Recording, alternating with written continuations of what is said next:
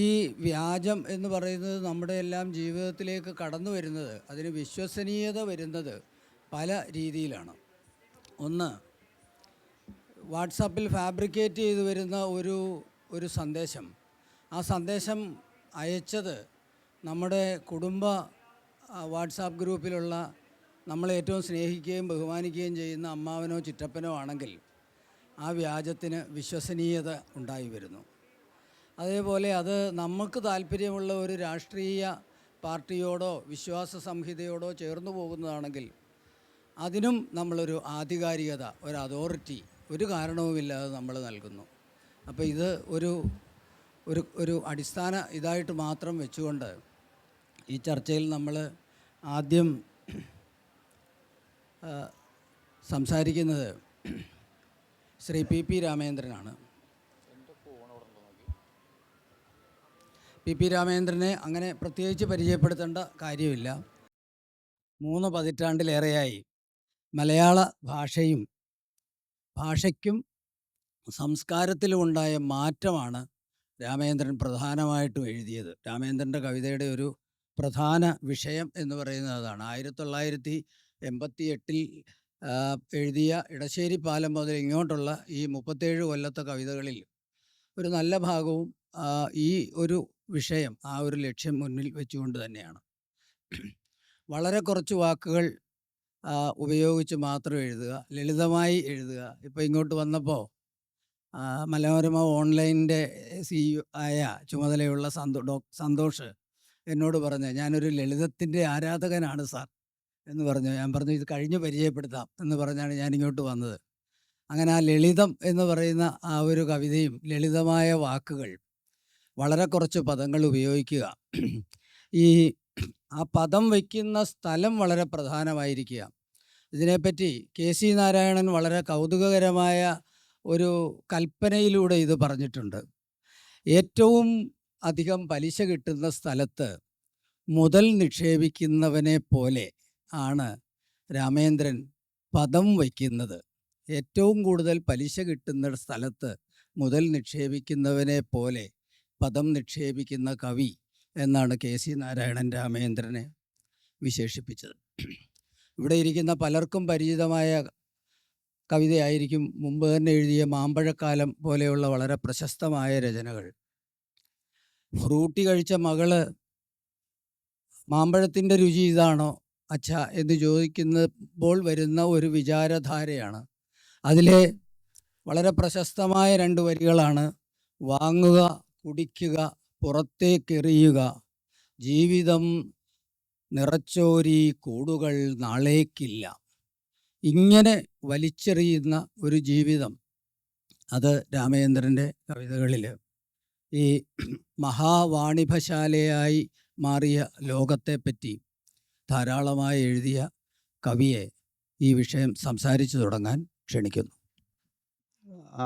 എന്നെക്കുറിച്ചുള്ള ഈ തുടക്കത്തിൽ പറഞ്ഞ ഇൻട്രൊഡക്ഷനിൽ ഏറ്റവും കൂടുതൽ പലിശ ലഭിക്കുന്നിടത്ത് നിക്ഷേപിച്ച വാക്കാണ് കവിത എന്ന് പറയുന്നുണ്ടല്ലോ.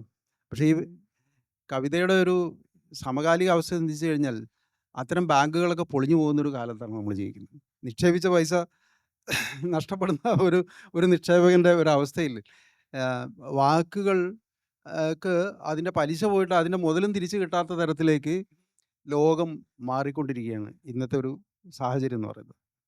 അപ്പോൾ പ്രത്യേകിച്ച് അതാണ് സത്യാനന്തരമായ ഒരു കാലം എന്നും എനിക്ക് തോന്നുന്നു. ഇപ്പം നേരത്തെ വേണു സൂചിപ്പിച്ചതുപോലെ എനിക്ക് തോന്നുന്നു 16 മറ്റോ ആണ് ഈ പോസ്റ്റ് ട്രൂത്ത് എന്നുള്ള വാക്ക് ഈ ഓക്സ്ഫോർഡ് പ്രഖ്യാപിക്കുന്നത്, വേർഡ് ഓഫ് ദി ഇയർ എന്ന് പറയുന്നത്. അത് കഴിഞ്ഞിട്ട് തന്നെ ഇപ്പോൾ എത്രയോ വർഷങ്ങളായിപ്പോയി. അപ്പോൾ ഈ കാലത്ത് എന്താ വെച്ചാൽ സത്യമേത് മിഥ്യ ഏത് എന്ന് തിരിച്ചറിയാത്ത എന്ന് പറയാൻ പറ്റാത്ത ഒരു കാലത്തിൻ്റെ അവസ്ഥയിൽ, എല്ലാം കൂടിക്കുഴഞ്ഞിട്ടുള്ള ഒരവസ്ഥയിൽ എന്തായിരിക്കും കവിത എന്നുള്ളതിനെക്കുറിച്ചായിരിക്കും ഈ ചർച്ച വിഷയം ഊന്നുന്നത് എന്ന് എനിക്ക് തോന്നുന്നു. എനിക്ക് തോന്നുന്നത് ലോകം മുഴുവൻ ഡിസ്റ്റോർട്ടഡ് ആയിട്ട് മാറുന്ന ഒരു കാലത്ത്, ലോകം മുഴുവൻ അയഥാർത്ഥമായിട്ട് ഒന്നും വിശ്വസിക്കാൻ പറ്റാതെ, ഏതാണ് സത്യം ഏതാണ് മിഥ്യ എന്ന് തിരിച്ചറിയാൻ പറ്റാതെ വരുന്ന ഒരു കാലത്ത് സത്യം പറഞ്ഞാൽ അത് കവിതയാവുന്ന ഒരു കാലമാണ്. സത്യം പറഞ്ഞ ഒരു സ്റ്റേറ്റ്മെന്റ് എന്ന് പറഞ്ഞു കഴിഞ്ഞാൽ ഒരു കവിതയായി തീരുന്ന കാരണം അത്രമേൽ അസത്യം നിറഞ്ഞ ഒരു ലോകത്ത് സത്യം എന്ന് പറയുന്നത് ഒരു കവിതയായി തീരുന്ന ഒരു അവസ്ഥയായിട്ട് എനിക്ക് തോന്നുന്നു. അതാണ് ഒന്നാമത്തെ ഒരു ഒരു പ്രതികരണം എന്ന് എനിക്ക് തോന്നുന്നു. മറ്റൊന്ന് 2016 ശേഷം 8-9 വർഷം കഴിഞ്ഞു. ഒരു ദശകത്തോളം നമ്മൾ പിന്നിട്ട് കഴിഞ്ഞു. സത്യാനന്തരമായ ലോകം വീണ്ടും വീണ്ടും എത്രയോ മാറ്റങ്ങൾക്ക് ശേഷം ഇപ്പോൾ നമ്മൾ നേരിടുന്നത് അതിനേക്കാൾ വലിയൊരു ചേഞ്ചാണ്. ഇപ്പോൾ തന്നെ ഈ അടുത്ത കാലത്ത് പുതിയൊരു വേർഡ് വന്നിട്ടുണ്ട്. പാരാസോഷ്യൽ എന്ന് പറഞ്ഞിട്ടുള്ളൊരു വാക്ക് ഇപ്പോൾ ഇതുപോലെ ഒരു ഡിക്ഷണറി ഒരു പുതിയൊരു വാക്ക് ഇൻട്രൊഡ്യൂസ് ചെയ്യുന്നുണ്ട് ഈ 2025 എന്ന് പറഞ്ഞാൽ അത് മിഥ്യാലോകവുമായിട്ടുള്ള ഒരു ബന്ധപ്പെടുന്ന ആൾക്കാരെ കുറിച്ചാണ് പറയുന്നത്. അതായത് യഥാർത്ഥത്തിൽ അങ്ങനെയൊന്നുമില്ല. അത് ഈ ആർട്ടിഫിഷ്യൽ ഇൻ്റലിജൻസ് ഉണ്ടാക്കിയിട്ടുള്ളൊരു ലോകത്തിൻ്റെ ഒരു അവസ്ഥയാണ് ഇപ്പോൾ ഉള്ളത്. അപ്പോൾ എനിക്ക് തോന്നുന്നത് ഇപ്പോൾ തന്നെ കവിത മാത്രമല്ല, ചിത്രകലയോ സംഗീതമോ സിനിമയോ എല്ലാ സർഗാത്മക വ്യാപാരങ്ങളെയും ആർട്ടിഫിഷ്യൽ ഇൻ്റലിജൻസ് ഏറ്റെടുക്കുന്ന ഒരു കാലത്താണ് നമ്മൾ ജീവിക്കുന്നത്. അപ്പോൾ പണ്ടൊക്കെ നമ്മൾ ഒരു ഓദർ ഈസ് ഡെഡ് എന്നൊക്കെ പറഞ്ഞിട്ട് പഴയ കാലത്ത് ഉണ്ടായിരുന്നു. ഓദർ ആരാണ് ഓദർ എന്നുള്ളതിന് അതൊക്കെ അപ്രസക്തമാവുന്ന തരത്തിൽ ഈ ആർട്ടിഫിഷ്യൽ ഇൻ്റലിജൻസ് ഉണ്ടാവാമെങ്കിൽ ആർട്ടിഫിഷ്യൽ ഇമാജിനേഷൻ ഉണ്ടാവും. അപ്പോൾ ആർട്ടിഫിഷ്യൽ ഇമാജിനേഷനും ഹ്യൂമൻ ഇമാജിനേഷനും ഏതാണ് എന്ന് തിരിച്ചറിയാൻ പറ്റാത്ത ചിത്രങ്ങളും കവിതകളും കഥകളും ഉൽപ്പാദിപ്പിക്കപ്പെടുന്ന ഒരു കാലത്താണ് നമ്മൾ ഇന്ന് ജീവിക്കുന്നതെന്ന് എനിക്ക് തോന്നുന്നു. ഒരു പക്ഷേ ഇതിൻ്റെ ഒരു ഹൈബ്രിഡ് കവിത, ഇത് ഈ HIയും അതുപോലെ AI ചേർന്നിട്ടുള്ള ഒരു HAI അങ്ങനെയുള്ള ഹൈബ്രിഡ് ആയിട്ടുള്ള സാധനങ്ങൾ ഉണ്ടാവും. ഇപ്പം തന്നെ നമ്മൾ എല്ലാ രംഗത്തും ഇപ്പം അഡ്വർടൈസ്മെൻറ്റിൻ്റെ ലോകത്തൊക്കെ ആൾറെഡി വന്നു കഴിഞ്ഞു. ഫിക്ഷനിലും പോയട്രിയിലും ഫിലിമിലും എല്ലാത്തിലും ഇത് സംഭവിക്കാനുള്ള സാധ്യത ഉണ്ട്. അപ്പോൾ അതുകൊണ്ട് നമ്മൾ ഇത്ര കാലം മൗലികം അല്ലെങ്കിൽ എന്നൊക്കെ പറഞ്ഞ ഓദർ എന്നൊക്കെ പറഞ്ഞ് നമ്മൾ പറഞ്ഞിരുന്ന പല സംഗതികളും വീണ്ടും ചോദ്യം ചെയ്യപ്പെടുന്ന ഒരു കാലഘട്ടത്തിലാണ് ഇപ്പോൾ വന്നിരിക്കുന്നത്. ഇതാണ് യഥാർത്ഥത്തിൽ ഇന്നത്തെ സത്യാനന്തരം എന്നാണ് പ്രാഥമികമായിട്ടുള്ള എൻ്റെ ഒരു നിരീക്ഷണം. തുടർന്ന് വീണ്ടും ചർച്ചയിൽ പങ്കെടുക്കാം.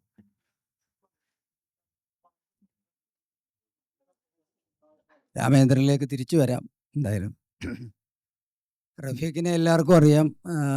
കൂടുതൽ ആളുകൾക്കും 6 പ്രാവശ്യം സംസ്ഥാന ഗാനരചനയ്ക്കുള്ള സംസ്ഥാന പുരസ്കാരം ലഭിച്ച ഗാനരചയിതാവ്, 600ഓളം ചലച്ചിത്ര ഗാനങ്ങളുടെ രചയിതാവ് എന്നൊക്കെയുള്ള അറിവാണ് ഒരു സാമാന്യ ജനത്തിനുള്ളത്. കവിത വായിക്കുന്നവർക്ക് അങ്ങനെ അല്ലാത്ത റഫീഖിനെ വളരെ നേരത്തെ പരിചയമുണ്ട്.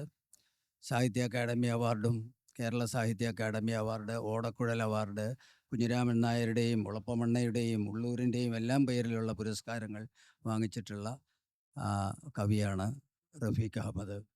റഫീഖ് അഹമ്മദ് ശിവകാമി എന്ന് പറയുന്ന അദ്ദേഹത്തിൻ്റെ സമാഹാരത്തിൻ്റെ മുഖവുരയായിട്ട് ഇങ്ങനെ എഴുതിയിട്ടുണ്ട്: ലോകത്തെ മലയാളത്തിൽ തന്നെ വായിക്കുക, നിരുത്തരവാദിത്വത്തിലേക്ക് വീണുകൊണ്ടിരിക്കുന്ന വിരസ ഗദ്യ വഴികളെ നിരാകരിക്കുക, മറ്റൊന്നിൻ്റെ പകർപ്പാകാതിരിക്കുക എന്നിങ്ങനെ ചില സബോധ നിർബന്ധങ്ങൾക്കപ്പുറത്ത് ഇവയത്രയും വാർന്നു വീണതിന് പിന്നിൽ അനൈച്ഛികവും ആത്മപ്രചോദിതവുമായ ആകസ്മികതകൾ മാത്രമാണ് ഉള്ളത്. ഏറെക്കാലം മനസ്സ് അടയിരുന്നതിൻ്റെ ചെറുചൂട് അവയിൽ കണ്ടേക്കാം. അതിൽ കൂടുതലൊന്നും അവകാശപ്പെടാനില്ല.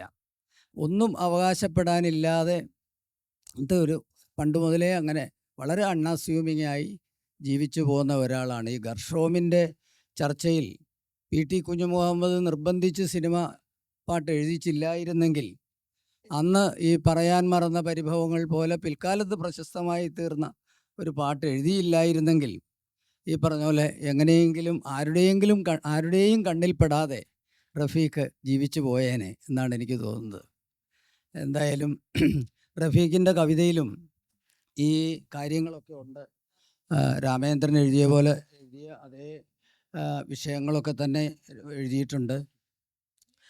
പാരമ്പര്യത്തിൻ്റെ കണ്ണിയായിട്ടാണ് പലപ്പോഴും റഫീഖിനെ വിശേഷിപ്പിക്കാറുള്ളത്. അത് എങ്ങനെയാണ് ആ ധാരണ വന്നതെന്ന് എനിക്കറിഞ്ഞുകൂടാ. എന്തായാലും സത്യാനന്തര കാലത്തെപ്പറ്റി റഫീഖ് സംസാരിക്കുന്നു. എല്ലാവർക്കും നമസ്കാരം. കവിതയുടെ സൈദ്ധാന്തിക തലങ്ങളെക്കുറിച്ചോ അതിൻ്റെ താത്വികമായിട്ടുള്ള കാര്യങ്ങളെക്കുറിച്ചോ ഒന്നും തന്നെ താല്പര്യവുമില്ല, അറിവുമില്ലാത്ത ഒരാളാണ് ഞാൻ. അതുകൊണ്ട് ഇത്തരം പരിപാടികളിൽ ഇവരൊക്കെ പറയുന്നത് കേൾക്കുക, അല്ലെങ്കിൽ നിങ്ങൾ പറയുന്നത് കേൾക്കുക എന്നുള്ളതാണ് എനിക്ക് ഏറ്റവും പ്രധാനപ്പെട്ട ഒരു കാര്യമായിട്ടുള്ളത്. നമ്മൾ പലപ്പോഴും ആ, ഈ സത്യാനന്തര കവിത ഒരു പ്രസ്ഥാനം എന്നുള്ള രീതിയിലാണോ അതിനെക്കുറിച്ച് സംസാരിക്കുന്നത് എനിക്കറിയില്ല. നമുക്ക് പല പ്രസ്ഥാനങ്ങളും ഉണ്ടായിട്ടുണ്ട്. അപ്പോൾ ആധുനികത, ആധുനികോത്തരത, അങ്ങനെയൊക്കെയുള്ള പലതും ഉണ്ടായിട്ടുണ്ട്. ഇപ്പോൾ ആധുനികത തന്നെ എടുക്കുകയാണെങ്കിൽ, ആധുനിക സാഹിത്യം നമ്മൾ നോക്കുകയാണെങ്കിൽ അത് യഥാർത്ഥത്തിലുള്ള ആധുനികതയും, നമ്മൾ ആധുനികത എന്ന് പറഞ്ഞ് വിവക്ഷിക്കുന്ന ചില കാര്യങ്ങളുണ്ട്. ഇപ്പോൾ ശാസ്ത്ര സാങ്കേതിക വികാസത്തിൻ്റെ ഭാഗമായിട്ടുള്ള, അല്ലെങ്കിൽ ജനാധിപത്യ ബോധത്തിൻ്റെയും അത്തരത്തിലുള്ള സാമൂഹിക പരിവർത്തനത്തിൻ്റെ ഭാഗമായിട്ടുള്ളൊരു ആധുനികത, അതുമായിട്ട് ബന്ധപ്പെട്ടതാണോ ആധുനിക സാഹിത്യം എന്നുള്ള ഒരു ആലോചിക്കേണ്ട ഒരു വിഷയമാണ്. അതിന് വളരെ യുക്തിവാദികളായിട്ടുള്ള ചില ആളുകൾ, കഴിഞ്ഞ കുറച്ച് മുമ്പ് ഞാനൊരു യുക്തിവാദി പ്രമുഖൻ്റെ പ്രഭാഷണം കേൾക്കുകയുണ്ടായി. അപ്പോൾ അദ്ദേഹം പറയുന്നത് ആധുനിക കവിത അല്ലെങ്കിൽ ആധുനിക സാഹിത്യം എന്ന് നിങ്ങൾ പറയുന്ന സംഗതിയും ആധുനികതയും തമ്മിൽ ബന്ധമില്ല എന്നാണ്. അത് വേറൊരു ചർച്ചാ വിഷയമാണ്. അപ്പോൾ അതുപോലെ തന്നെ ഈ ആധുനികാനന്തരത അല്ലെങ്കിൽ ഈ സത്യാനന്തരത എന്ന് പറയുന്ന സംഗതി സത്യാനന്തര കാലത്തിൻ്റെ കവിതയാണോ അതോ സത്യാനന്തര കാലത്തിനെ വിമർശിക്കുന്ന ഒന്നാണോ എന്നുള്ള ഒരു വിഷയമാണ് എനിക്ക് പലപ്പോഴും തോന്നിയിട്ടുള്ളത്. അപ്പോൾ സത്യാനന്തരത ഞാൻ മനസ്സിലാക്കുന്നത്, അതിൻ്റെ താത്വികമായിട്ടുള്ള കാര്യങ്ങളിലേക്ക് പോകുന്നില്ല. വളരെ ചെറിയൊരു ഉദാഹരണം ഞാൻ പറയാം. അപ്പോൾ ഇവിടെ പറഞ്ഞതുപോലെ സിനിമ പാട്ടുകളൊക്കെ എഴുതുന്ന ഒരാളാണ് ഞാൻ. അപ്പോൾ അതുകൊണ്ട് അതങ്ങനെ അതിലേക്ക് വന്നു പെട്ടുണ്ട്. അപ്പോൾ ഞാനൊരു ഷൂട്ടിംഗ് നടക്കുന്ന ഒരു സ്ഥലത്ത് പോയതാണ്. അവിടെ ചില പ്രഗത്ഭരായിട്ടുള്ള നടന്മാരുണ്ട്, അങ്ങനെയുള്ള ആളുകളൊക്കെ ഉള്ള സ്ഥലമാണ്. അപ്പോൾ ഞാനവിടെ അങ്ങനെ നിൽക്കുന്നു. പലരും അവിടെ സെൽഫി എടുക്കൽ, ഫോട്ടോ എടുക്കുകയൊക്കെ നടന്നുകൊണ്ടിരിക്കുന്നുണ്ട്. ഒരാൾ എൻ്റെ അടുത്ത് വന്നിട്ട് ഒരു സെൽഫി എടുത്തോട്ടെ എന്ന് ചോദിച്ചു. ആയിക്കോട്ടെ എന്ന് പറഞ്ഞു. ഞാൻ സെൽഫി എടുത്ത ശേഷം അയാൾ ഞാൻ ചോദിക്കുകയാണ്, സാറിൻ്റെ പേരെന്താണെന്ന് ചോദിച്ചു. ഇതാണ് സത്യാനന്തരത എന്നാണ് ഞാൻ മനസ്സിലാക്കുന്നത്. അപ്പോൾ നമ്മൾ ചില പ്രതീതികളിലും അങ്ങനെ ഫാക്റ്റുകളല്ല, വസ്തുതകളല്ല, അതിനെ നിർമ്മിക്കപ്പെട്ടിട്ടുള്ള ഒരുപാട് കാര്യങ്ങളിൽ അങ്ങനെ ലോകത്തെ വളരെ കലുഷമാക്കിക്കൊണ്ടിരിക്കുന്ന ഒരു കാലത്താണ് നമ്മൾ ജീവിക്കുന്നത്. അപ്പോൾ യഥാർത്ഥത്തിൽ സത്യാനന്തര കവിത എന്ന് പറയുന്നത് ഈ കാലുഷ്യത്തെ മറികടക്കുന്ന, അല്ലെങ്കിൽ സത്യം എന്ന് പറയുന്ന സംഗതി അത് ആപേക്ഷികമായിട്ടുള്ളതാണെങ്കിൽ പോലും ഒരു സത്യം എന്നൊരു സങ്കല്പം നമ്മുടെ ഉള്ളിലുണ്ട്. അത് നിലനിൽക്കണമെന്നുണ്ട്. കാരണം നമുക്കറിയാം, ഭക്ഷണം കഴിക്കണമെന്നുണ്ടെങ്കിൽ നമുക്ക് പാടത്ത് പണിയെടുത്ത് പിന്നെ ചെയ്താൽ മാത്രമേ ഭക്ഷണം കിട്ടുള്ളൂ. നമുക്ക് ഡൗൺലോഡ് ചെയ്ത് ഭക്ഷണം കഴിക്കാൻ പറ്റില്ല. അപ്പോൾ അതുകൊണ്ട് ചില കാര്യങ്ങളൊക്കെ സത്യമായിട്ട് നിലനിൽക്കുന്നുണ്ട്. ആ സത്യത്തെ ഓർമ്മിപ്പിക്കലാണോ സത്യാനന്തര കവിത, അതോ ഈ സത്യാനന്തര ലോകത്തെ അതേപടി പ്രതിഫലിപ്പിക്കലാണോ എന്നുള്ളത് എനിക്ക് കൃത്യമായിട്ടുള്ള അറിവില്ല. അത് നമ്മുടെ ചർച്ചയിൽ നിന്ന് ഉരുത്തിരിഞ്ഞു വരും എന്ന് ഞാൻ വിചാരിക്കുന്നു. ആമുഖമായിട്ട് ഇത്ര മാത്രമേ ഞാൻ പറയുന്നുള്ളൂ.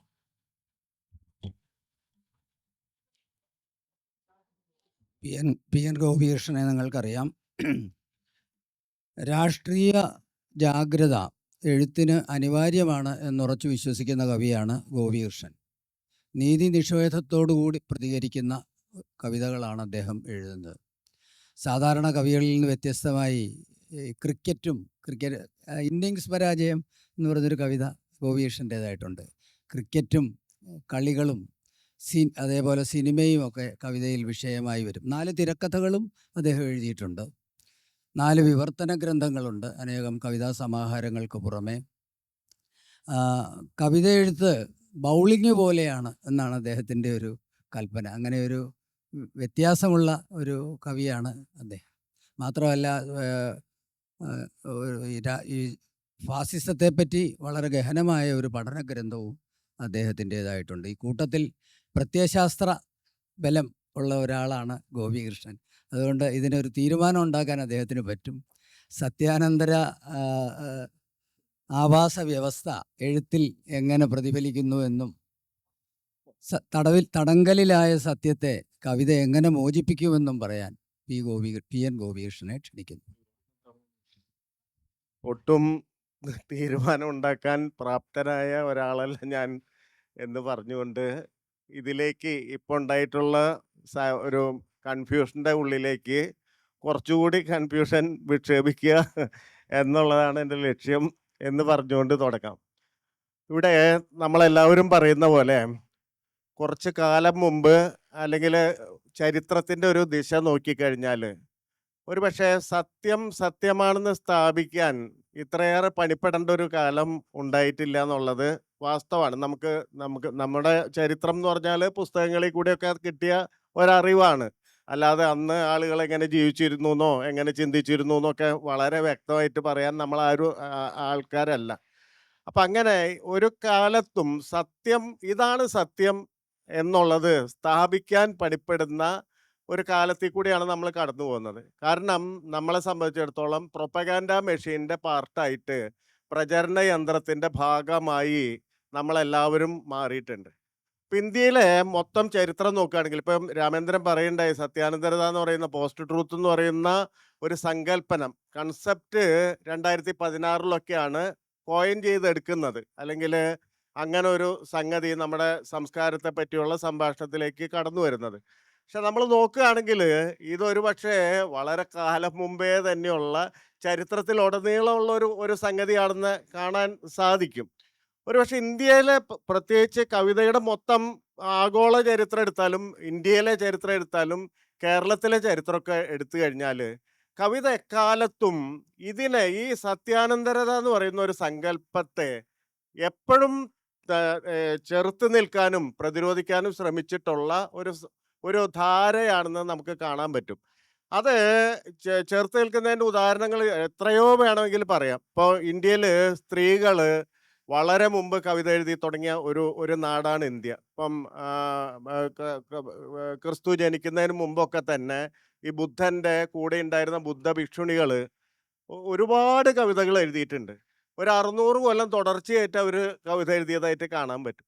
അപ്പം ഈ കവിതകളൊക്കെ അതിൽ ശേഷിച്ചവയൊക്കെ നമുക്ക് വായിക്കാൻ തോന്നുമ്പോൾ ഇപ്പം അതിൽ ഭിക്ഷുണി വിമല, ഭിക്ഷുണി ഗൗതമി എന്നൊക്കെ പറയുന്ന ഒരുപാട് കവികൾ പെൺകവികൾ അതിലുണ്ട്.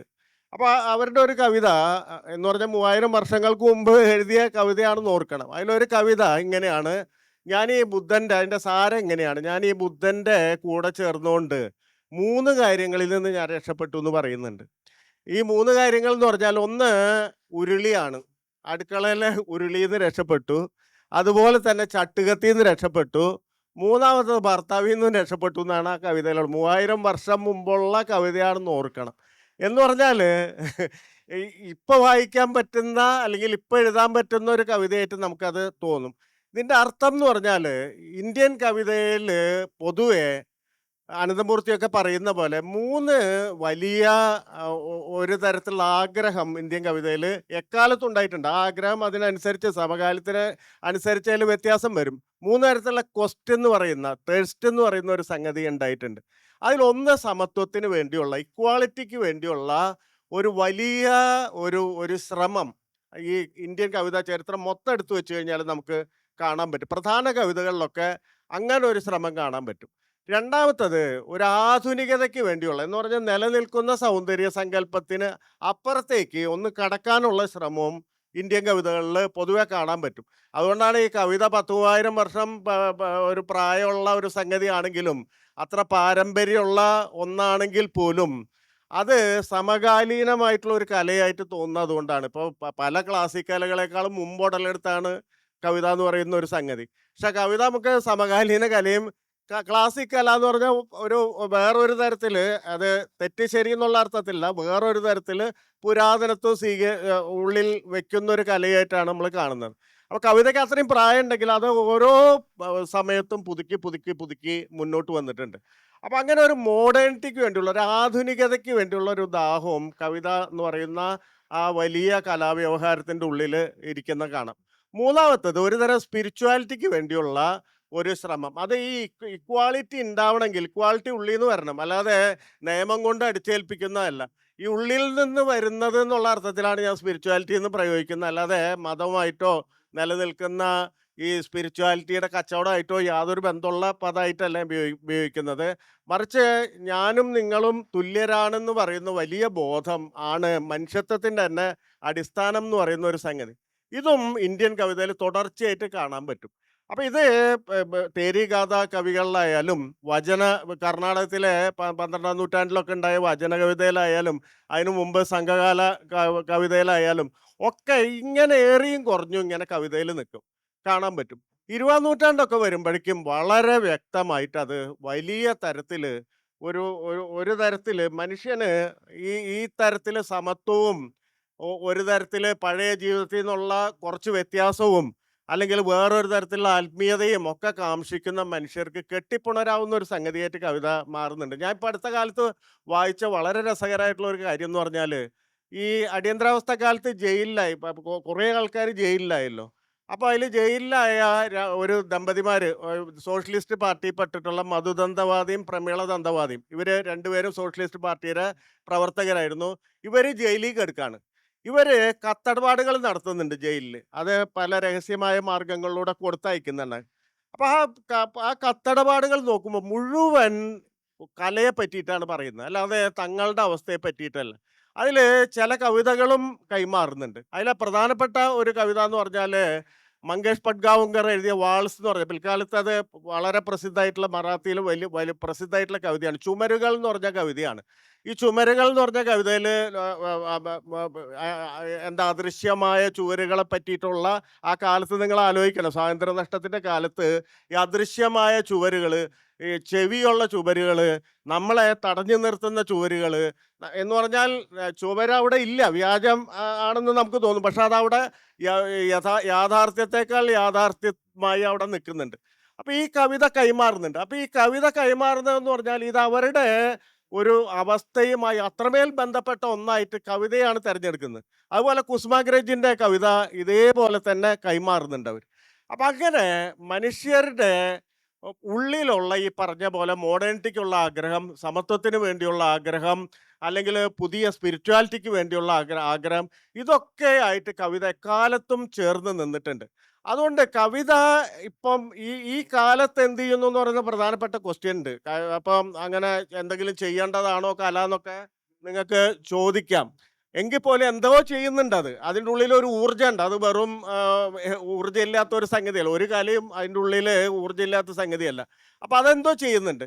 അപ്പം ഇക്കാലത്ത് എന്താണ് കവിത അതുപോലെ ചെയ്യാത്തതെന്ന് പറയുന്ന ചോദ്യത്തിന് ഉത്തരം എന്ന് പറയുന്നത് അതിന് പ്രധാനപ്പെട്ട ഉത്തരം എന്ന് പറയുന്നത്, ഈ മനുഷ്യരാശിയെ മുഴുവൻ കവിതയിൽ നിന്ന് അകറ്റുന്ന എന്തെങ്കിലും പ്രവർത്തിക്കുന്നുണ്ടോ എന്നുള്ളതാണ് ഫസ്റ്റ് ക്വസ്റ്റ്യൻ. രണ്ടാമത്തത്, ഈ കവിത ഒരു പക്ഷേ മനുഷ്യരാശിയുടെ ആഗ്രഹത്തിനനുസരിച്ച് ഉയരുന്നുണ്ടോ എന്ന് പറയുന്നത്. ഈ രണ്ട് ക്വസ്റ്റ്യനെ അഡ്രസ്സ് ചെയ്യണം. അല്ലാതെ ഏതെങ്കിലും ഒരു തരത്തിൽ അഡ്രസ്സ് ചെയ്തിട്ട് നമുക്ക് പോകാൻ പറ്റില്ല. നമ്മുടെ പ്രശ്നം ഇതാണ്. ഇപ്പം AI വരുന്നു, അല്ലെങ്കിൽ പുതിയ ഓരോ ദിവസവും പുതിയ പുതിയ ടെക്നോളജികൾ വരുന്നു.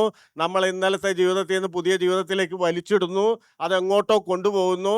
പക്ഷെ ആത്യന്തികമായി അത് മനുഷ്യകുലത്തിന് തരുന്നത് എന്താണെന്ന് ചോദിച്ചാൽ അതൊക്കെ പ്രോഗ്രസ് നമുക്ക് പറയാം. ഈ പ്രോഗ്രസിൻ്റെതായിട്ടുള്ള ഒരുപാട് സ്ഥിതിവിവരക്കണക്കുകൾ നമുക്ക് ചുറ്റുമുണ്ട്. പക്ഷെ ആത്യന്തികമായി മനുഷ്യരെ വെറുക്കാൻ തുടങ്ങുന്നു. വെറുപ്പെന്ന് പറയുന്ന ഇന്നലെ ഇല്ലാത്ത വിധം നമ്മളിൽ കുന്നുകൂടുന്നു. ഏറ്റവും പഴയ മനുഷ്യരായിട്ട് നമ്മൾ ചില നിമിഷങ്ങളിലെങ്കിലും കാണപ്പെടുന്നു.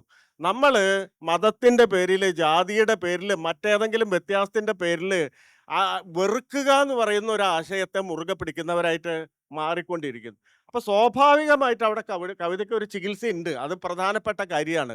അത് ഈ പറയുന്ന തരത്തിൽ സത്യാനന്തര യുഗത്തെ ഒരു പക്ഷെ അതിൻ്റെ അനുഭവതലം കൊണ്ട്, അല്ലെങ്കിൽ ചെറുതായാലും വളരെ ചെറുതായാലും നമുക്കും ഈ ലോകത്ത് ജീവിക്കാനുള്ള അവകാശമുണ്ടെന്ന് ഏറ്റവും അങ്ങേയറ്റത്തെ നമ്മളൊന്നും കാണാത്ത മനുഷ്യർക്ക് ശബ്ദം കൊടുക്കുന്ന എന്നോ ഒന്ന് കവിതയിൽ ഇന്നും പ്രവർത്തിക്കുന്നുണ്ട് എന്ന് വിശ്വസിക്കാനാണ് എനിക്കിഷ്ടം. നന്ദി. ഈ ഈ ഗോപികൃഷ്ണൻ പറഞ്ഞതിൻ്റെ ഒരു തുടർച്ചയായി രാമേന്ദ്രനിലേക്ക് തിരിച്ചു വരാം.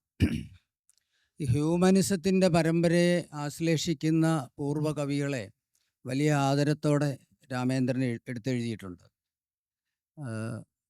എം ഗോവിന്ദനെ പറ്റി ഗജഗോവിന്ദം, VT ഭട്ടതിരിപ്പാടിനെ പറ്റി മാന്മാർക്ക് കൂട, അങ്ങനെയുള്ള പല കവിതകളും.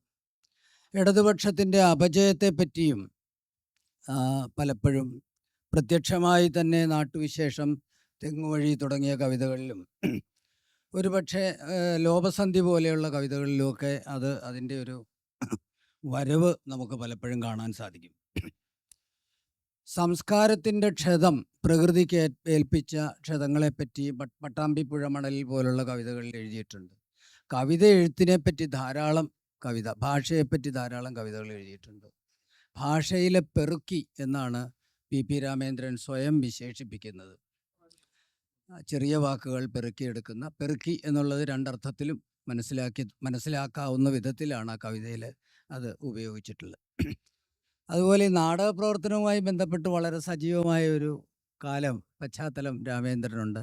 4 നൂറ്റാണ്ട് മുമ്പ് പാഞ്ഞാളിലെ ഗ്രാമത്തിൽ ഒരു നാടകവേല നടന്നു, തുപ്പേട്ടൻ്റെ നാടകങ്ങളുടെ. അന്ന് ഞാനത് കാണാൻ പോയിരുന്നു. രാമേന്ദ്രൻ പറഞ്ഞിട്ട് തന്നെയാണ് പോയത്. അന്ന് പൊന്നാനി നാടകവേദിയിൽ നിന്ന് നാടകവുമായി വന്നന്തിയെ കാണാം എന്ന നാടകമാണെന്ന് തോന്നുന്നു. അതാണ് നാടകത്തിൻ്റെ പേര്, വന്നന്തിയെ കാണാം. അത് ആ പ്രദേശത്ത് മാത്രം മനസ്സിലാകുന്ന ഭാഷയും പ്രയോഗങ്ങളുമാണ് തുപ്പേട്ടൻ്റെ നാടകത്തിൽ. അതുമായി അന്ന് അവിടെ വന്നിരുന്നു. അങ്ങനെ സജീവമായ ഒരു നാടക പ്രവർത്തനം നടത്തിയിരുന്നു. ഇതെല്ലാം ഈ PN ഗോപികൃഷ്ണൻ പറഞ്ഞ വെറുപ്പ് പ്രചരിച്ച കാലത്തിന് മുമ്പുള്ള കാലത്തെ നാട്ടുജീവിതവും സാംസ്കാരിക പ്രവർത്തനവുമാണ്. ഇതിനൊക്കെ ഇനി എന്തായിരിക്കും സംഭവിക്കുക? ഇതിൽ ഞാനൊരു പൊന്നാനിക്കാരനാണ്. പൊന്നാനി ആണ് എൻ്റെ സ്വദേശം. അപ്പോൾ മലയാള സാഹിത്യത്തിൽ സാധാരണ പറയും പൊന്നാനി കളരി എന്നൊക്കെ പറയാറുണ്ട്. ഇടശ്ശേരി ഉറൂബ്, M ഗോവിന്ദൻ ഇങ്ങനെയുള്ള പ്രതിഭാശാലികളായിട്ടുള്ള ഒരുപാട് പേരുടെ സ്ഥലമാണ്. ഈ പൊന്നാനിയുടെ ഒരു അങ്ങനെ ഒന്ന് ഉണ്ടെങ്കിൽ തന്നെ, അങ്ങനെ ഒരു കളരിയോ അല്ലെങ്കിൽ അങ്ങനെ ഒരു സാഹിത്യ ശാഖയോ ഉണ്ടെങ്കിൽ തന്നെ അതിൻ്റെ ഒരു മുദ്ര എന്ന് പറയുന്നത് മനുഷ്യ സങ്കീർത്തനാണ്. മനുഷ്യന് എത്ര മഹത്തായ പദം എന്നുണ്ട്. ഉറൂബിൻ്റെ നോവലിൻ്റെ സുന്ദരികളും സുന്ദരന്മാരും എന്നാണ്. നീ മനുഷ്യനെ കൊല്ലരുത് എന്നാണ് M ഗോവിന്ദൻ്റെ ഒരു നാടകത്തിൻ്റെ പേര്. അങ്ങനെ മനുഷ്യ സങ്കീർത്തനാണ് അവിടുത്തെ പൊതുവെ. ഈ ഇടശ്ശേരിയുടെ ഈ നെല്ലുകുത്തുകാരി പാറുവിൻ്റെ കഥ എന്നുള്ള അതിലാണ് ഒരു കൃഷിക്കാരൻ നെല്ല് കൊണ്ട് പോകുന്ന അല്ലേ. അപ്പോൾ ഒരു കാട്ടിൽ കൂടെ പോകുമ്പോൾ ഒരു നരി, ബുദ്ധനും ഞാനും നരിയും എന്നാണ് രചനയുടെ പേര്, ക്ഷമിക്കണം. അപ്പോൾ അതിൽ ഈ മനുഷ്യൻ ഈ അരിക്കിഴിയുമായിട്ട് പോകുന്ന സമയത്ത് കാട്ടിൽ വെച്ചിട്ട് നരി ആക്രമിക്കുകയാണ്. അപ്പോൾ ഇയാൾ ഈ നരിയുടെ ആക്രമണത്തിൽ നിന്ന് രക്ഷപ്പെടാൻ വേണ്ടി തൊട്ടടുത്തിരിക്കുന്ന ഒരു ബുദ്ധവിഗ്രഹം എടുത്തിട്ട് ഈ നരിയെ എറിയുക, എന്നിട്ട് അവിടെ നിന്ന് രക്ഷപ്പെടുന്നു.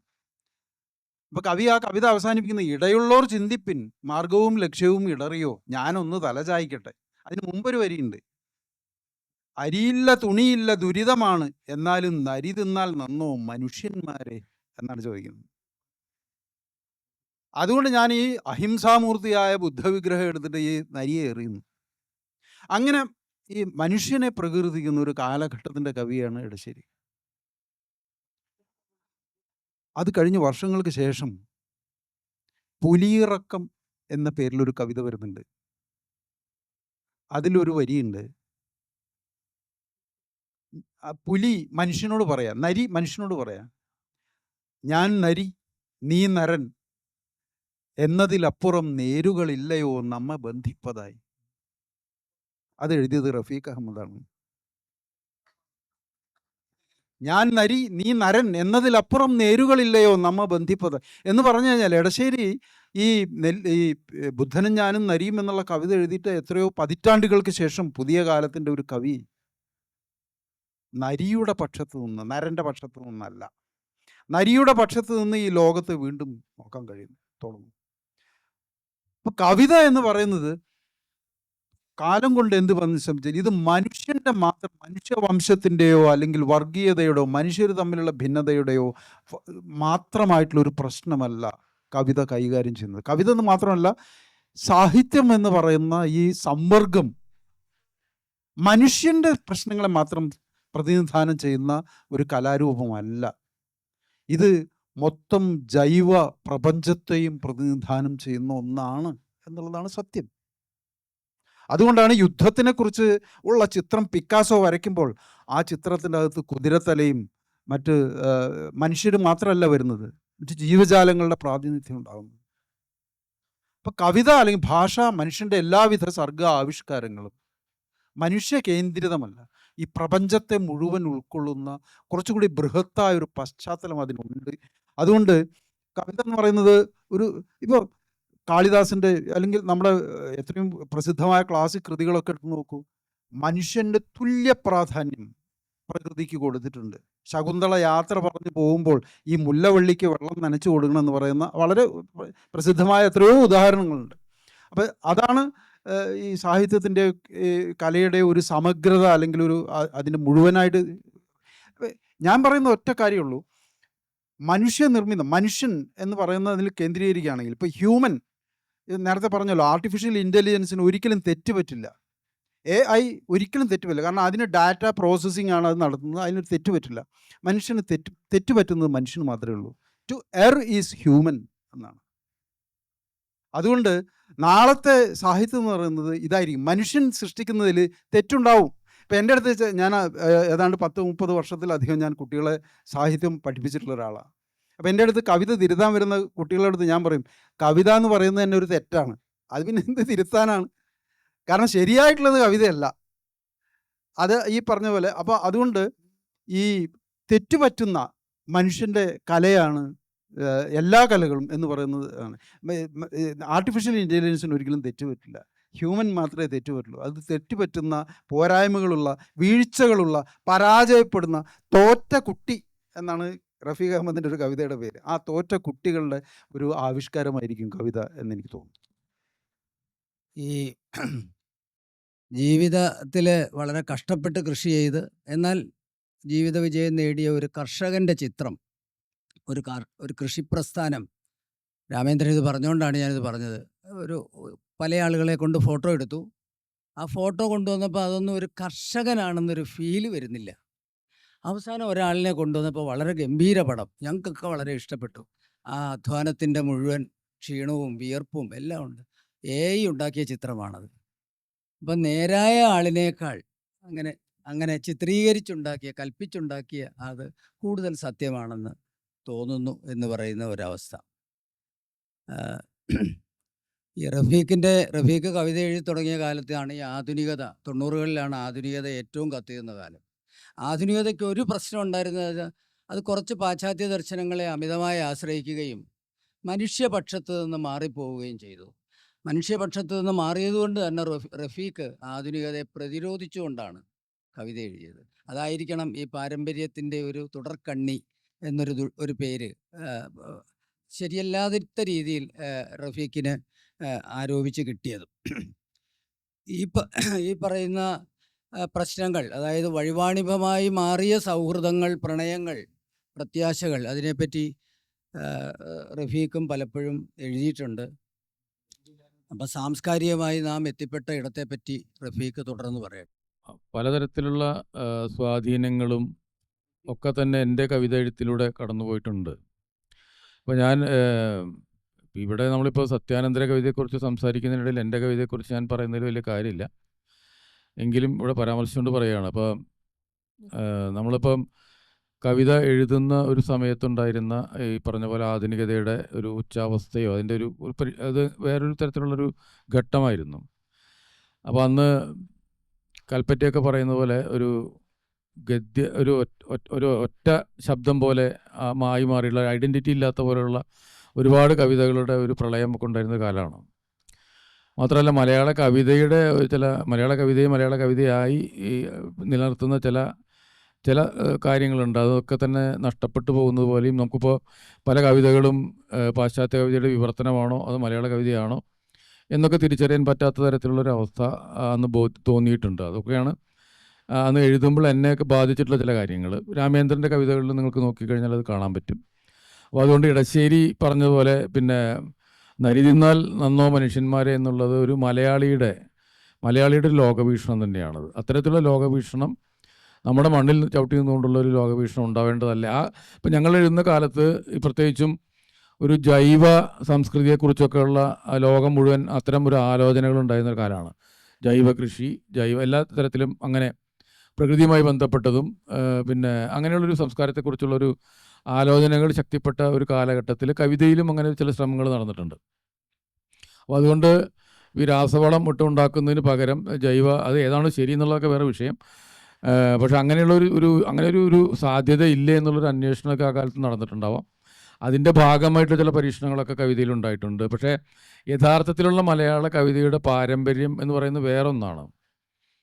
അത് ആ പാരമ്പര്യം എന്ന് പറയുന്നത് മിത്തുകളും അതുപോലെ നമ്മുടെ പുരാണങ്ങളൊക്കെ ആയിട്ട് ബന്ധപ്പെട്ടിട്ടുള്ള ഇവിടെ നിലനിൽക്കുന്ന ഒരു സംസ്കൃതിയുടെ അതിനെ ആശ്രയിച്ചുകൊണ്ടുള്ള അങ്ങനെ തന്നെയാണ് മലയാള കവിത ഉണ്ടായത്. അതേസമയം കവിത ബഹുസ്വരം കൂടിയാണ്. അത് പലതരത്തിലുള്ള ധാരകൾ അതിലേക്ക് വന്നിട്ടുണ്ട്.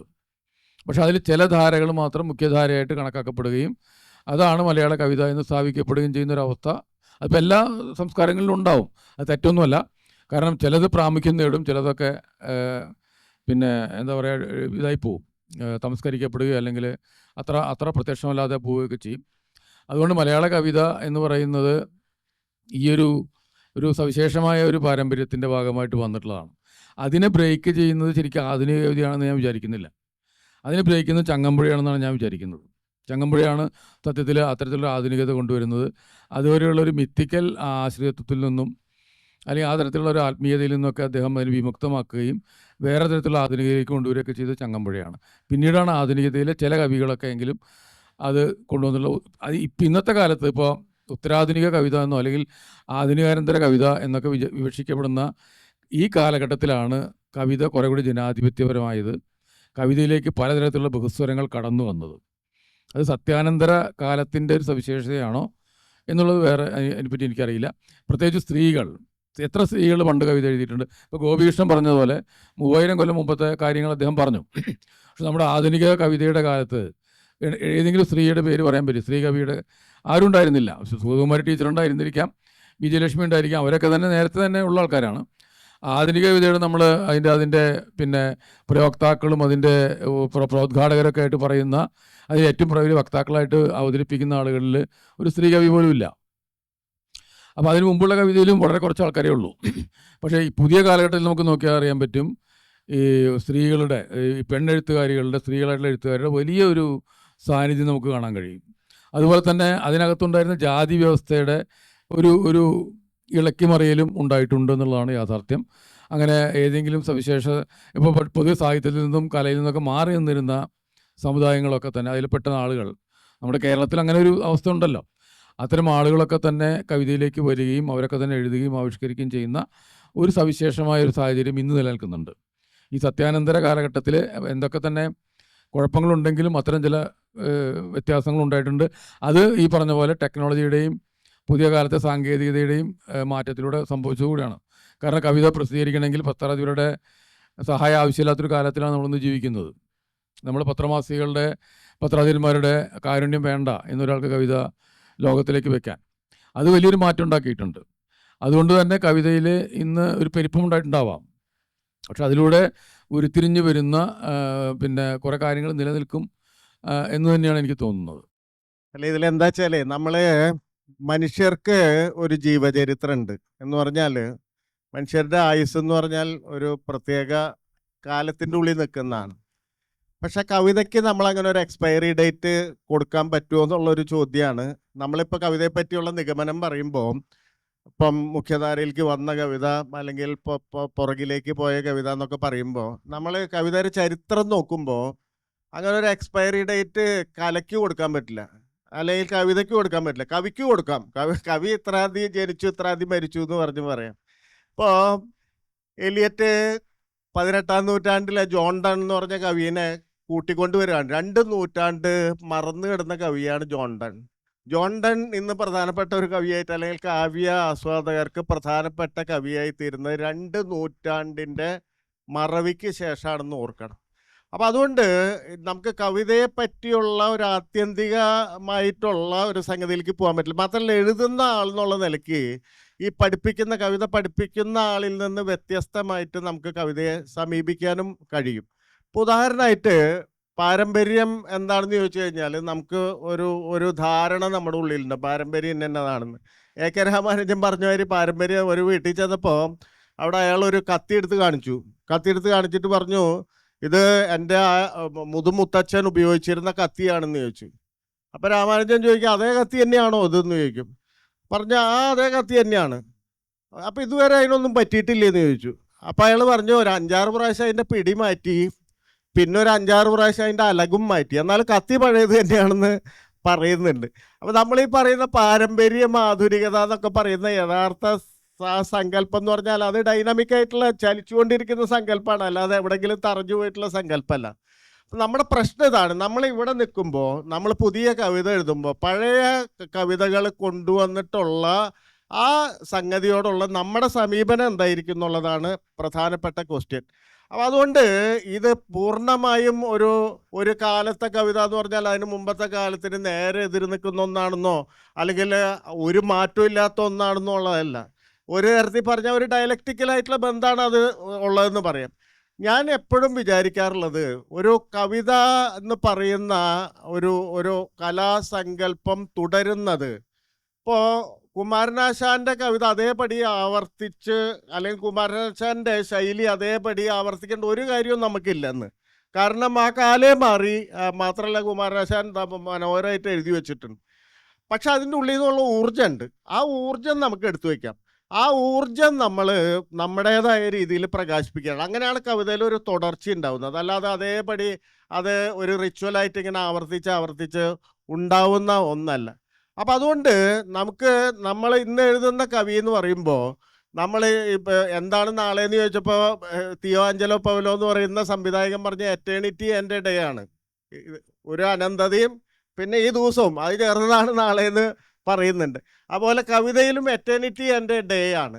അപ്പോൾ അതുകൊണ്ട് ഈ പറയുന്ന തരത്തിൽ നമുക്ക് പഴയ കവിതകൾ വലിയ തരത്തിലുള്ള ചില സ്പാർക്ക് തരും.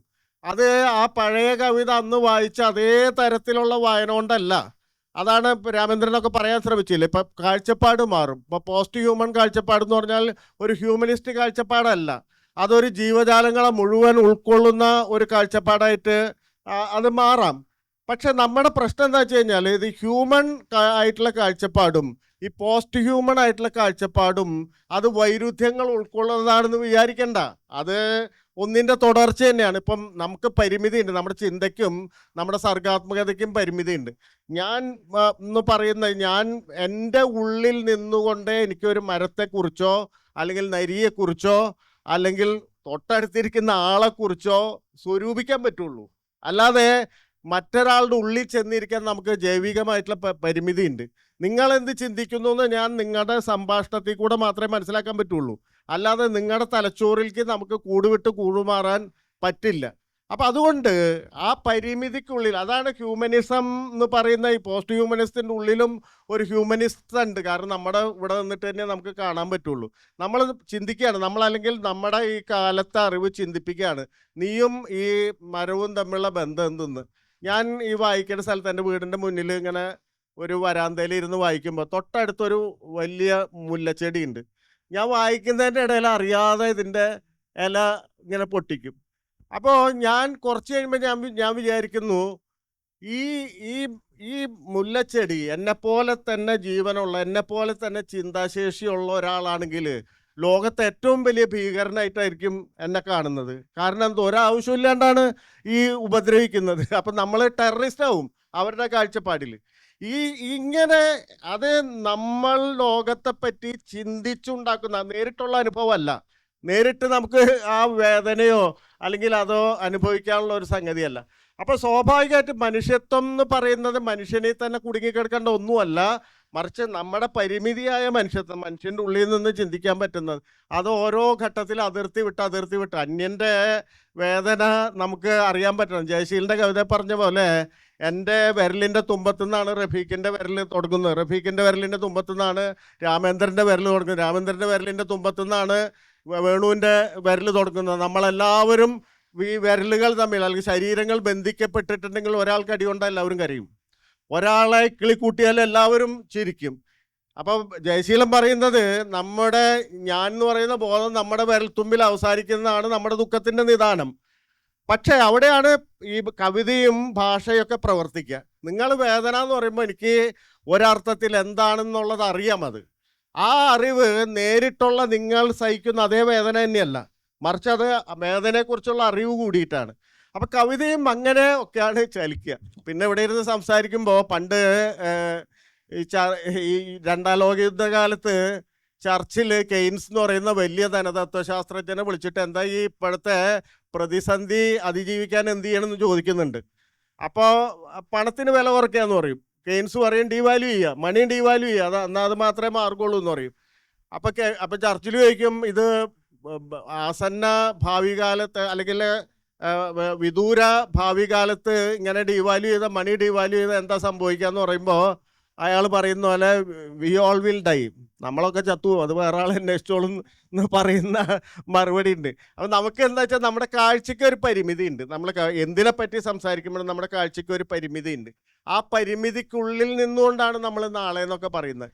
നാളെ ഈ പറഞ്ഞ പോലെ കവിതയുടെ നമ്മളിപ്പോൾ സംസാരിക്കുന്ന കാര്യങ്ങളൊന്നും ആയിരിക്കില്ല പ്രധാനപ്പെട്ട കാര്യം, പക്ഷെ അതിലേക്ക് ഒരു വലിയ ഊർജം കൊടുക്കാൻ നമുക്ക് കഴിയും. ആ ഊർജം എന്ന് പറയുന്നത് ഞാൻ നേരത്തെ പറഞ്ഞ പോലെ അത് ഒരു തരം നമ്മൾ ആവശ്യമില്ലാതെ ഉണ്ടാക്കുന്ന ഹിംസയ്ക്കെതിരെയുള്ള ഒരു പ്രധാനപ്പെട്ട ഒരു സംഗതിയാണ്. എനിക്കും നിങ്ങൾക്കും അല്ലെങ്കിൽ സകല ജീവജാലങ്ങൾക്കും കുറച്ചും കൂടി മര്യാദയ്ക്കും വൃത്തിയിലും ഇവിടെ ജീവിക്കാൻ കഴിയും എന്ന് പറയുന്ന ഒരറിവ് മനുഷ്യകുലത്തിൻ്റെ ഉള്ളിൽ ചെറുപ്പം തൊട്ട് ഉണ്ടായിക്കഴിഞ്ഞാൽ മനുഷ്യർ മാത്രമല്ല രക്ഷപ്പെടുക, അത് മുഴുവൻ ഈ പറയുന്ന ഈ ജൈവഘടന തന്നെയാണെന്ന് എനിക്ക് തോന്നുന്നു. നന്ദി.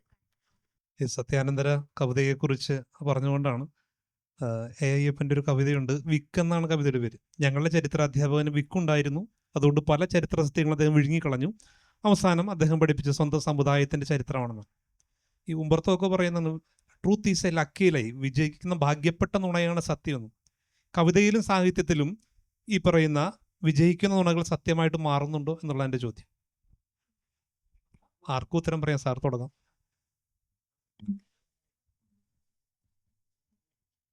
അതായത് ഈ കവിതയിലെ ഒരു നുണ എന്ന് പറയുന്നത് വളരെ പ്രധാനപ്പെട്ട കാര്യമാണ് അദ്ദേഹം പറഞ്ഞത്. കവിത ഒരു നുണയാണെന്ന് വേണമെങ്കിൽ പറയാം, എല്ലാ കലകളും നുണയാണെന്ന് പറയാം. അത് പറയുമ്പോൾ ഇതിനപ്പുറത്ത് മറ്റൊരു നുണയുണ്ട്. ഇപ്പം പണം എന്ന് പറയുന്ന ഒരു സംഗതി എൻ്റെയും നിങ്ങളുടെയും കീശയിലുള്ള ഒരു 100-ൻ്റെ നോട്ട് എടുത്തിട്ട് നോക്കിക്കഴിഞ്ഞാൽ ഇത് ഒരു കടയിൽ കൊടുക്കുന്നു.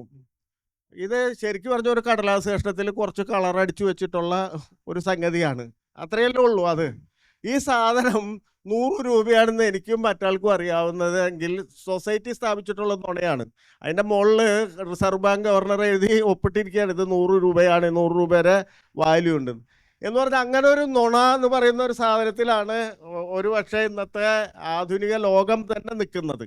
അപ്പം ഈ നുണ ഭീകരാണ്. ഈ നുണ ഈ കടലാസ് കൂടുതൽ സമാഹരിക്കുന്ന ആളെ അംബാനി അല്ലെങ്കിൽ അദാനി നമ്മളെക്കാൾ പ്രിവിലേജ് ഉള്ള ഒരാൾ എന്നുള്ള നിലയ്ക്ക് പ്രതിഷ്ഠിക്കുന്നു. അങ്ങനെ നോക്കിക്കഴിഞ്ഞാൽ നമ്മൾ ഈ വലിയ ആളുകൾ എന്ന് വിചാരിക്കുന്ന ആളുകൾ മുഴുവൻ ഈ പറയുന്ന നുണയിൽ ആസ്പദമാക്കിയ അതാണ് ആത്യന്തികമായ സത്യം എന്ന് പറഞ്ഞിട്ടാണ് ഈ ലോകത്ത് സ്ഥാപിക്കപ്പെട്ടിട്ടുള്ളത്. അപ്പോൾ കവിത നുണയാണെങ്കിലും അതിനെതിരെയുള്ള ഒരു നുണ കൂടിയാണ്, അതിനെ തുറന്നു കാണിക്കുന്ന ഒരു നുണ കൂടിയാണ്. എന്ന് പറഞ്ഞാൽ ഒരർത്ഥത്തിൽ ഭാവന എന്ന് പറയുന്നത് ആണ് ഈ നുണ നമ്മൾ പറയുന്നത്. ആർട്ടിൽ ഭാവന എന്ന് പറയുന്നത് ഒരു യുക്തി പോലെ തന്നെ വളരെ പ്രധാനപ്പെട്ടതാണ് മനുഷ്യർക്ക് എന്ന് പറയുന്നത്. ഇത് രണ്ടും വളരെ പ്രധാനപ്പെട്ട കാര്യം. ഒരു കാര്യത്തെ നമ്മൾ അനലൈസ് ചെയ്യുമ്പോൾ ഈ രണ്ട് കാര്യങ്ങളും നമ്മുടെ ഉള്ളിൽ പ്രവർത്തിക്കുന്നുണ്ട്. അപ്പോൾ ഭാവന എന്ന് പറയുന്ന വളരെ പ്രധാനപ്പെട്ട കാര്യം ഒരു സൊസൈറ്റി ഉപയോഗിക്കുന്നത് അല്ലെങ്കിൽ ആ സൊസൈറ്റിയിലെ അപ്പർ ഹാൻഡുള്ള ആളുകൾ ഉപയോഗിക്കുന്ന പോലെയല്ല ആർട്ട് ഉപയോഗിക്കുന്നത് എന്നുള്ളതാണ് എനിക്ക് അതിൽ പറയാനുള്ള ഒരു സമാധാനം. ഒരു ചോദ്യമൊന്നുമല്ല, ഒരു ആകാംക്ഷയാണ് അല്ലെങ്കിൽ ഉത്കണ്ഠ. ഇപ്പോൾ ഈ സത്യാനന്തര കാലം എന്ന പ്രയോഗം തന്നെ വളരെ ആന്തരികമായി നമ്മളെ ഭീതിപ്പെടുത്തുന്നുണ്ട്. അങ്ങനെ ഒരു മലയാളത്തിൽ അങ്ങനെ ഒരു പ്രയോഗം, സത്യമാണ് നമ്മുടെ ശക്തി. ആ ശക്തി നമ്മൾ ചോർന്നു പോവുകയാണ്. ഇല്ലാത്തൊരു കാലത്തെക്കുറിച്ചാണ് നാം ചെയ്യുന്നത്. അപ്പോൾ രാമേന്ദ്രൻ തുടക്കത്തിൽ പറഞ്ഞു, പിന്നെ AI-യുടെ വ്യാപനം, നിർമ്മിത ബുദ്ധി അത് ചെയ്യുന്നത്, അതൊരു പ്രത്യേകം നമുക്ക് അംഗീകരിക്കാം.